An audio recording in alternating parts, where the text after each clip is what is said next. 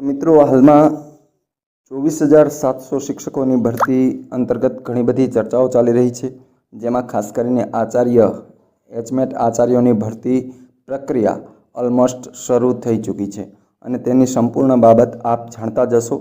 જો ન જાણતા હોય તો નીચે ટેલિગ્રામ ચેનલની લિંક આપેલી છે, ત્યાં પણ ઘણી બધી અપડેટ્સ આપતા રહીએ છીએ અમે કે પ્રોગ્રેસ ક્યાં પહોંચી છે અને તેના માધ્યમથી તમે માહિતી મેળવી શકો છો।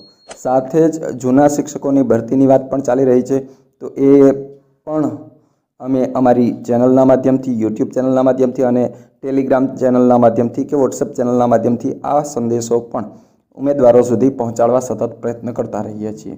તો આવા જ અગત્યના ન્યૂઝ આજે પણ આ વિડીયોમાં લઈને આવ્યા છીએ। એ પહેલાં આપ અમારી ચેનલ પર નવા હો તો ફટાફટ ચેનલને સબસ્ક્રાઈબ કરો અને બાજુમાં રહેલું બેલ આઇકન દબાવી દો। સાથે જ આપ આ વિડીયોને વધુમાં વધુ શેર કરો અને જો વિડીયો પસંદ આવે તો લાઈક કરો। ખાસ કરીને મિત્રો, અહીં જે લાસ્ટ વિડીયો મૂકેલો હતો મેં 24,700 ભરતી અંતર્ગતની પ્રક્રિયાનો, જેમાં ઘણી બધી કમેન્ટ્સ આવી છે અને જુદા જુદા પ્રશ્નો આવ્યા છે, તે તમામ પ્રશ્નોના સોલ્યુશન માટેનો આ વિડીયો છે। ખાસ જે કોઈ પણ પ્રશ્નો છે એના યોગ્ય જવાબો આપવા અમે પ્રયત્ન કરશું।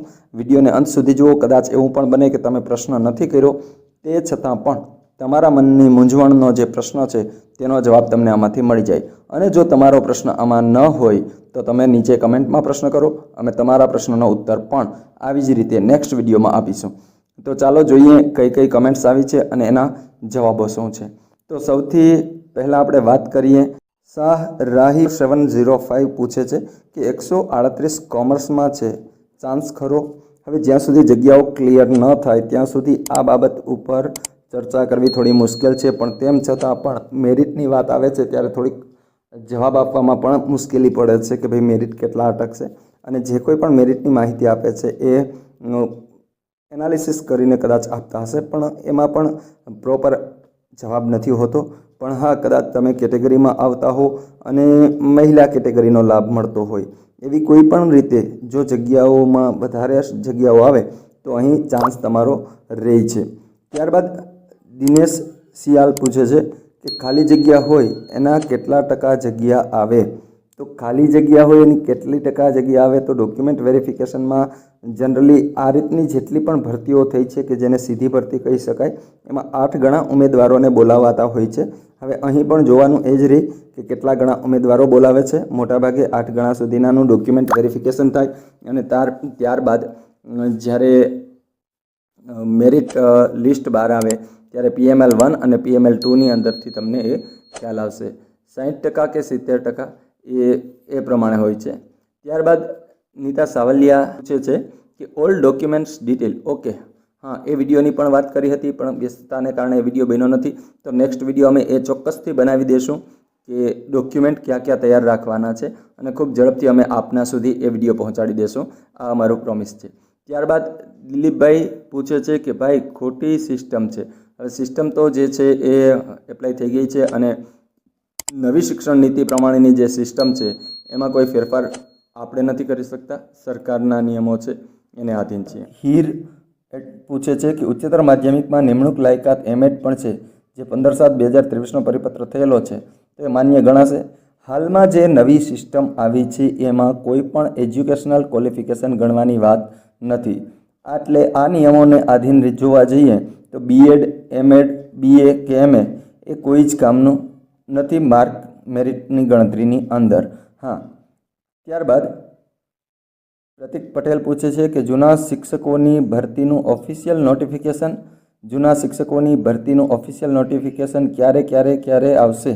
જૂના શિક્ષક ઘણું બધું લખ્યું છે, તો હવે ખાસ કરીને જૂના શિક્ષકની જે નિયમાવલી હતી કે જેના માટે તેને અટકું હતું એ તૈયાર થઈ ગઈ છે અને જગ્યાઓની એનાલિસિસ કરી અને ખૂબ ઝડપથી એનું નોટિફિકેશન પણ આવી જશે।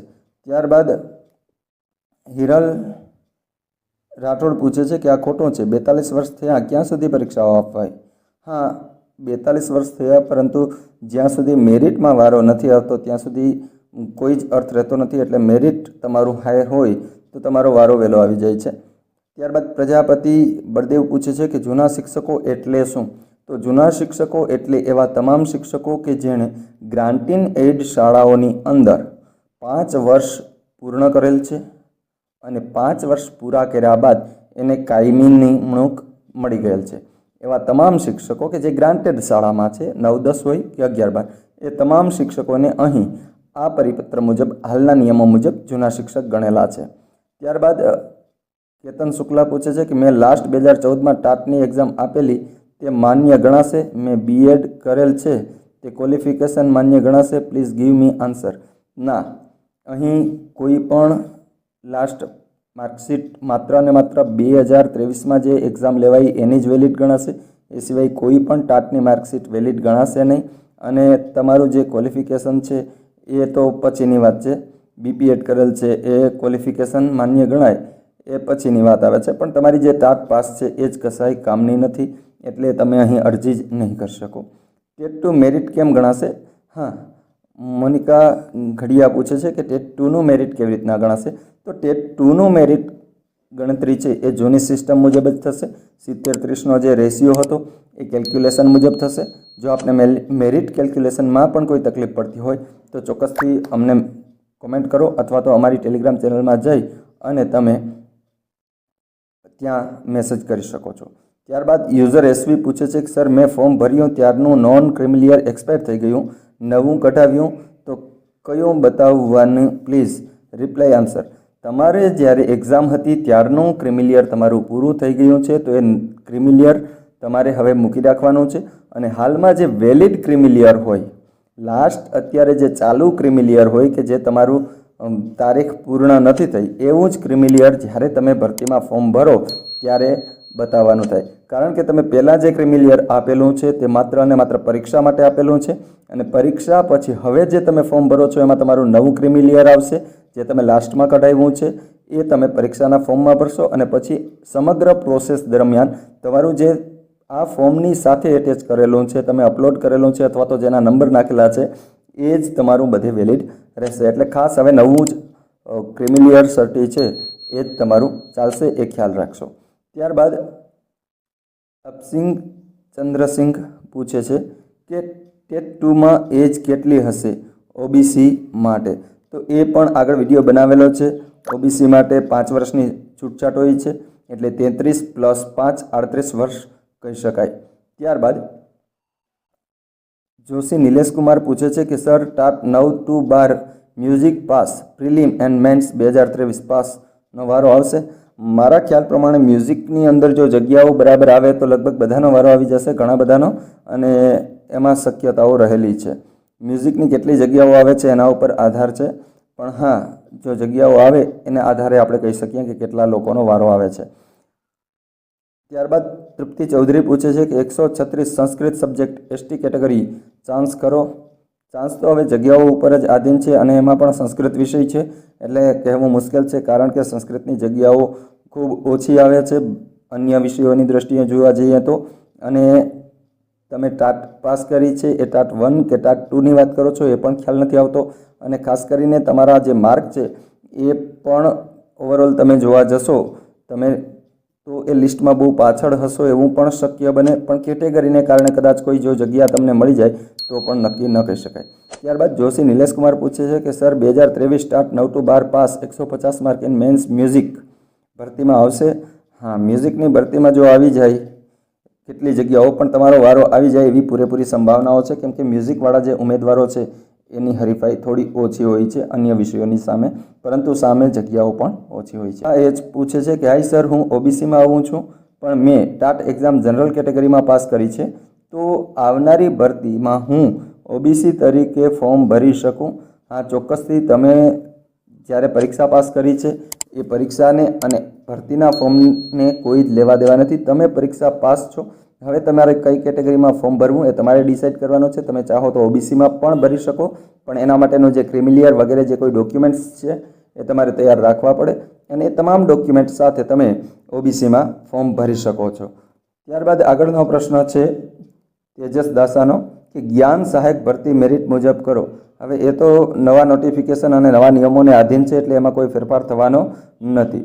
ત્યારબાદ તારા ગેલાણી પૂછે છે કે ગવર્મેન્ટમાં ઉંમર મર્યાદા કેવી રીતે છે? તો ઉંમર મર્યાદા તમારી કેટેગરીને આધારે છે. જનરલ માટે 33 વર્ષ છે, અને બાકીના બધાને પોતપોતાની કેટેગરી મુજબ અલગ અલગ છૂટછાટ મળવાપાત્ર થાય છે. ત્યારબાદ આગળની કમેન્ટ છે જેનું કોમેડી પૂછે છે કે મેરિડ વુમેન માટે EWS સર્ટિફિકેટ ફાધર ઓર હસબન્ડ કોની ઇન્કમ પર પ્રમાણે લાગુ પડશે? ખરેખર તો મેરિડ વુમેન માટે જો તમે મેરિડ વુમેનના આધારે ભરતીમાં ભાગ લ્યો છો અને ફોર્મ ભરો છો તો તમારા પતિનું જ બતાવવું પડે અને પતિનું બતાવવાની સાથે તમારે તમારું મેરેજ સર્ટિ પણ ત્યાં મૂકવું પડે.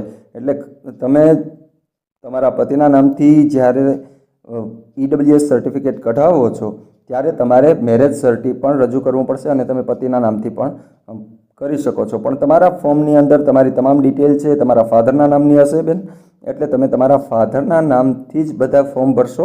પણ તેમ છતાં તમારું એકમાત્ર સર્ટિફિકેટ ડોક્યુમેન્ટ એવું હશે EWS કેટેગરીનું કે જે તમારા પતિના નામ ઉપર હશે અને એની સાથે તમે તમારું મેરેજ સર્ટિ જોડેલું હશે એટલે એ વેલિડ ગણાશે.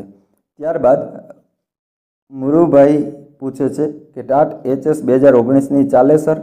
ના ભાઈ, ટાટ HS 2019ની નહીં ચાલે. માત્ર અને માત્ર અહીં ટાટ એ 2023ની જ ચાલશે. એના સિવાય કોઈ પણ ટાટ આ ભરતી 2024ની ભરતીમાં વેલિડ નથી. ત્યારબાદ આગળ શીતલ પ્રજાપતિ પૂછે છે કે હાયર સેકન્ડરીમાં એજ લિમિટ કેટલી રહેશે? હવે આ ગ્રાન્ટેડ શાળાઓની ભરતી છે અને ગ્રાન્ટેડ શાળાઓમાં એ વિડીયો તમે ધ્યાનથી જોયો નથી. એ વિડીયોની અંદર જ કહ્યું છે કે ભાઈ આ ગ્રાન્ટેડ શાળાઓમાં એજ લિમિટનો કોઈ જ પ્રોબ્લેમ તમને આવવાનો નથી. અહીં તમે ગમે તે એજ સાથે ફોર્મ ભરી શકો છો. તો બસ આ ખાસ અગત્યની કમેન્ટ હતી અને એ કમેન્ટના જવાબ આપવા માટે મેં આ વિડીયો બનાવ્યો છે. કદાચ આપનો જવાબ આપને યોગ્ય રીતે મળી ગયો હશે. તેમ છતાં પણ હજી કોઈ મૂંઝવણ હોય તો તમે અમને કમેન્ટ દ્વારા અથવા તો અમારી ટેલિગ્રામ ચેનલ અને વોટ્સઅપ ચેનલની લિંક નીચે ડિસ્ક્રિપ્શનમાં આપેલી છે તેમાં જોડાઈ અને અમને પ્રશ્નો કરી શકો છો. અસ્તુ, ધન્યવાદ.